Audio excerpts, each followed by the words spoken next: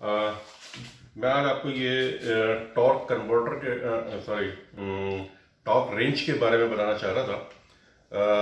ये जो torque range है ये हमें किसी भी नट एंड बोल्ट को टाइट करने के लिए प्रिसाइज पोजीशन फोर्स के साथ इस्तेमाल करने के लिए हम इसको इस्तेमाल करते हैं। सप्लाई करनी होती है। इसके अंदर ये जो फोर्स है ये फुट पाउंड में होती है, न्यूटन पर मीटर होती है, या इंच पाउंड के अंदर ये फोर्स नापी जाती है। जो कम होती है, मिसाल के तौर पे आपको एक बहुत ही छोटा सा किसी नट को टाइट करना है मगर प्रिसाइज करना है तो आप करते हैं तो वो उसको इंच पाउंड के अंदर आपको उसको कैलकुलेट करना होता है। तो वो एक छोटा आता है, इससे छोटा होता है, और फोर्स जो है बहुत ही हल्के से हाथ से लगानी पड़ती है। ये फुट पाउंड में, इससे मिसाल के तौर पे हमें टायर का नट बोल्ट टाइट करना है तो हमें इसका इस्तेमाल करना होता है। मैं आपको अब इसकी रीडिंग दिखाता हूँ, आपको यहाँ पे दिखाई देंगी। ये लिखा हुआ है फुट पाउंड, दिखाई दे रहा है आपको फुट पाउंड लिखा हुआ। और ये फुट पाउंड की जो रीडिंग्स हैं इसके अंदर, अगर मैं इसको ये इसके बिल्कुल ज़ीरो के ऊपर इसकी रीडिंग मैं लेके जा रहा हूँ भी, और ये आप देखें ये बिल्कुल नीचे ये ज़ीरो आ गया। ये 0, 60, 100, 140, इसकी जो रेंज है, इसकी जो रेंज है वो 250 फुट पाउंड तक की है। दूसरी पुल तरफ अगर आप चले जाएं तो ये न्यूटन मैट्रिक के अंदर इसकी रीडिंग मौजूद है। सेम जो अपोजिट है वो यहाँ पर है। अगर आप मैट्रिक सिस्टम में इसको चेक करना चाहते हैं तो आपको इसको मैट्रिक सिस्टम में सेट करना पड़ेगा। तो इसको सेट कैसे करते हैं ये दिखाता हूँ आपको मैं। फुट पाउंड एक मोस्ट कॉमन फोर्स इस्तेमाल होती है। तो ये इसका जो स्टार्टिंग पॉइंट है वो आपको इस हिस्से पे नज़र आ रहा होगा। ये बिल्कुल जो आपको ये यहाँ पे दिखाई दे रहा है, ये सबसे नीचे वाली जो लाइन है, सबसे नीचे वाली लाइन है, ये ज़ीरो है, और ये ज़ीरो इस वक्त है। ये इसका लीवर है जो कि ऊपर नीचे होते हुए दिखाई दे रहा है आपको। इससे लॉक लग जाता है। इसको नीचे करेंगे तो ये मूव कर सकता है, इसको छोड़ दें तो ये इसके हैंडल में लॉक लग गया। अब हम इसको, मैं एक नट टाइट करूँगा, मैं फ़र्ज़ करें इसको 70 पाउंड पे इसको इस्तेमाल करना चाह रहा हूँ। मैं इसको, इस फोर्स को 70 तक लेकर आता हूँ, जो कि 70 यहाँ लिखा हुआ है, आपको दिखाई दे रहा होगा। मैं इसको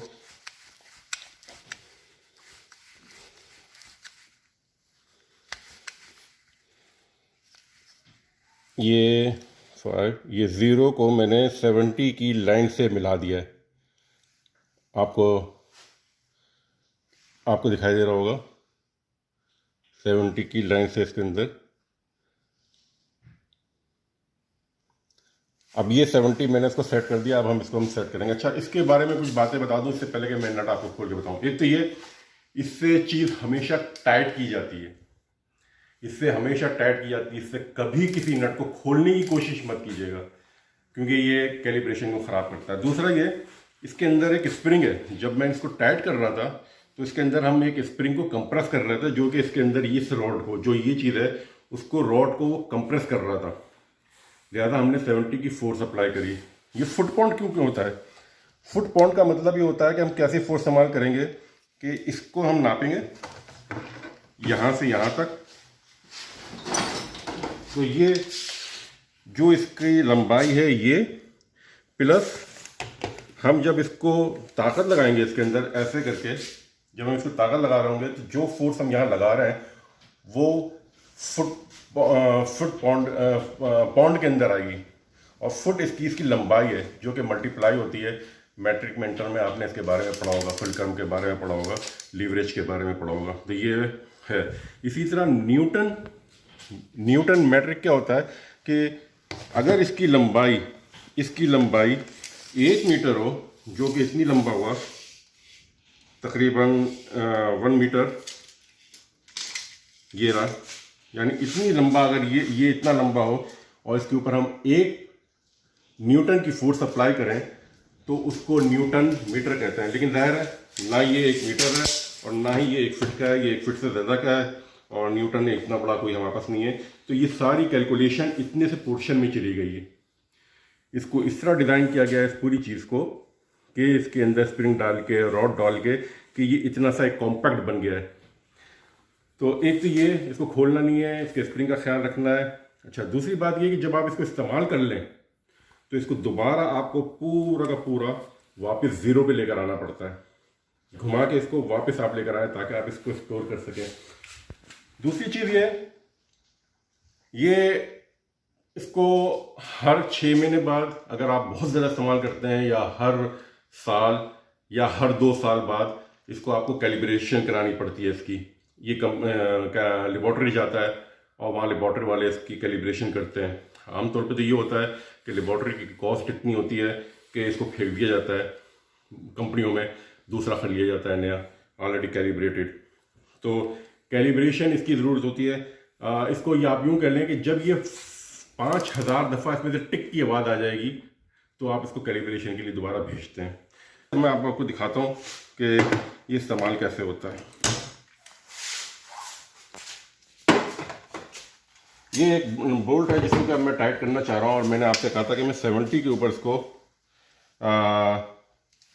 टाइट करने की कोशिश करूँगा।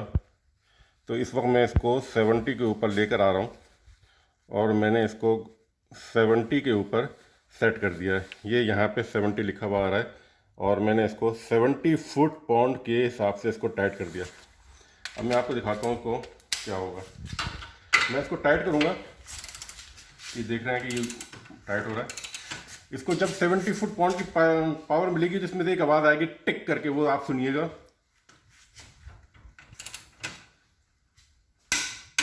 ये आवाज़ आई आपको टिक टिक, यहाँ आपको रुक जाना है।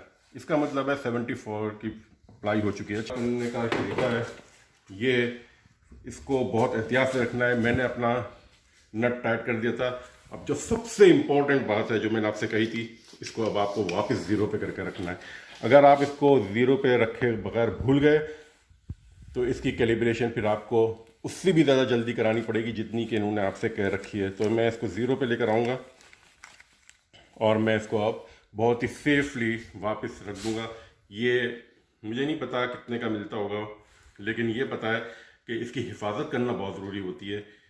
शुक्रिया।